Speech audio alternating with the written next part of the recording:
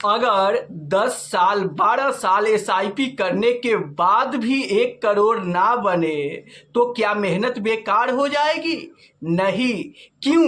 क्योंकि smart investor के पास plan B होता है। और मैं आपको इस वीडियो में 2 स्ट्रैटेजी बताऊंगा।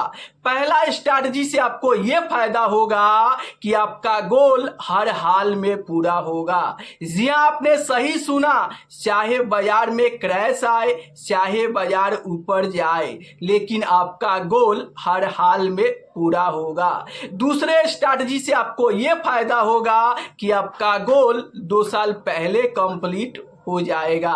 तो वीडियो काफी इंपॉर्टेंट होने वाली है, इसलिए इस वीडियो को ध्यान से और पूरा देखिए।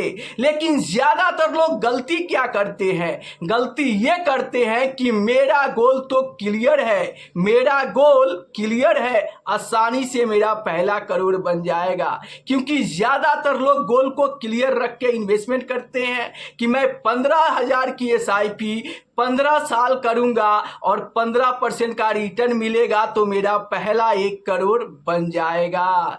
तो रुको जरा, आपका भी भ्रम टूटने वाला है। क्यों? क्योंकि मान लो कि आपका गोल क्लियर है। अगर आप 15,000 की एसआईपी करते हो, 15 साल करते हो और 15% का रिटर्न आपको ना मिले तो आपका गोल पूरा नहीं होगा। तो आप क्या कर लोगे?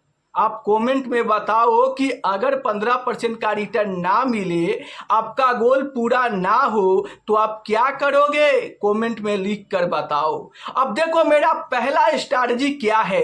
मेरा पहला स्ट्रैटेजी ये है कि आप चाहे किसी भी फंड में इन्वेस्टमेंट कर रहे हो, आप अपने फंड से कम रिटर्न की उम्मीद रखो। इससे फायदा क्या होगा कि अगर आप कम रिटर्न की उम्मीद रखोगे तो आपका गोल कभी फेल नहीं होगा।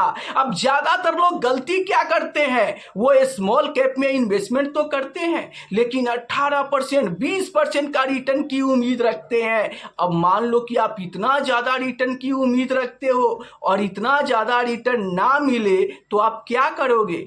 कुछ नहीं कर सकते हो।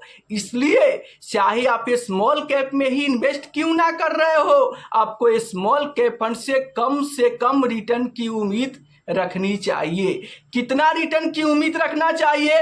तो मेरा मानना है कि आप मान लो कि किसी स्मॉल कैप फंड को सेलेक्ट करके वहां पर एसआईपी शुरू किए, तो उस फंड से आपको कम से कम रिटर्न की उम्मीद रखनी चाहिए। कितना रिटर्न की उम्मीद रखनी चाहिए? तो मान लो कि आप टॉप फंड चुनकर एसआईपी किए और आगे चल के अगर उसका परफॉर्मेंस खराब हो जाता है तो भी वो फंड 14 से 15% तक का रिटर्न दे सकता है। क्यों?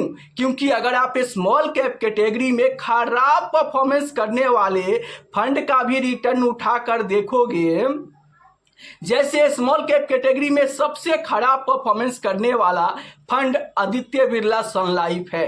इस फंड का भी 10 साल का रिटर्न आप उठाकर देखोगे तो 14.5 से 15% का रिटर्न आपको देखने को मिलेगा।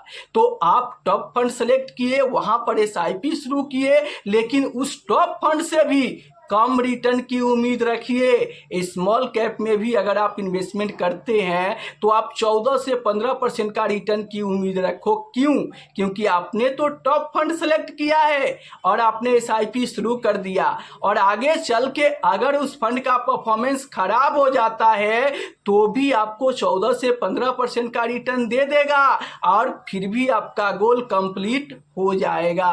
तो पहला स्ट्रैटेजी आपको ये अपनाना है कि अपने फंड से ज्यादा रिटर्न की उम्मीद नहीं रखना है।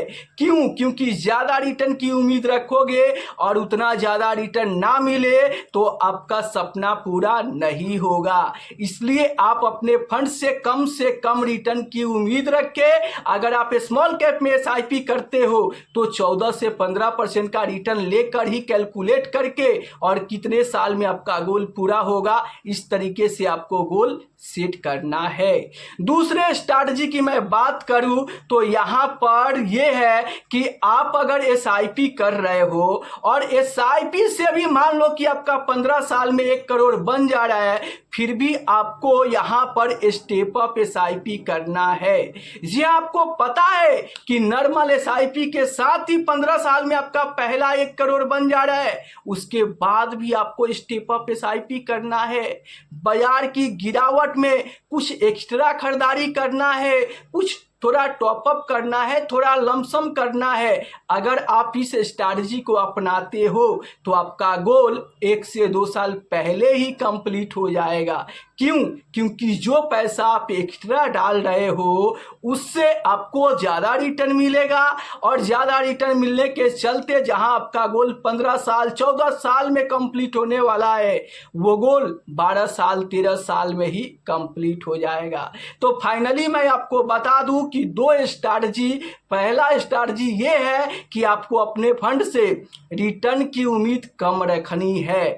बहुत सारे लोग गलती ये कर रहे हैं कि ये स्मॉल कैप में इन्वेस्ट करके और ज़्यादा रिटर्न की उम्मीद रखते हैं, और ज़्यादा रिटर्न ना मिले तो आपका सपना एक झटके में टूट सकता है। इसलिए आप अपने फंड से कम रिटर्न की उम्मीद रखें। अगर आप स्मॉल कैप में इन्वेस्ट करते हैं तो कम से कम 14 से 15% का रिटर्न उम्मीद करें। अगर आप मिड कैप फंड में इन्वेस्ट करते हो तो आप यहाँ पर 13 से 14% का रिटर्न की उम्मीद करें। अगर आप फ्लेक्सी कैप फंड में करते हो तो 12 से 13% का ही रिटर्न की उम्मीद करके चले। क्यों? क्योंकि अगर आप खुदा ना खास्ते आप जिस फंड में एसआईपी कर रहे हो उसी फंड का परफॉर्मेंस खराब हो जाए तो भी आपका गोल हर हाल में पूरा हो जाए। और अगर आपका फंड अच्छा परफॉर्मेंस कर दिया तब तो, अगर स्मॉल कैप में है मीडियम परफॉर्मेंस किया तो 17 से 18% तक दे सकता है, और अगर अच्छा परफॉर्मेंस कर दिया तब तो 20 से 22% तक दे सकता है। जैसे कि Nippon India small cap fund है, 10 साल में 22% तक का रिटर्न दिया है। एचडीएफसी स्मॉल कैप फंड है, 10 साल में 18% का रिटर्न दिया है। और स्मॉल कैप कैटेगरी का सबसे खराब परफॉर्मेंस करने वाला आदित्य बिरला सन लाइफ स्मॉल कैप फंड 10 साल में 15% तक का रिटर्न दे दिया है। तो आप रिटर्न की उम्मीद कम से कम रखोगे तो आपका गोल हर हाल में पूरा होगा।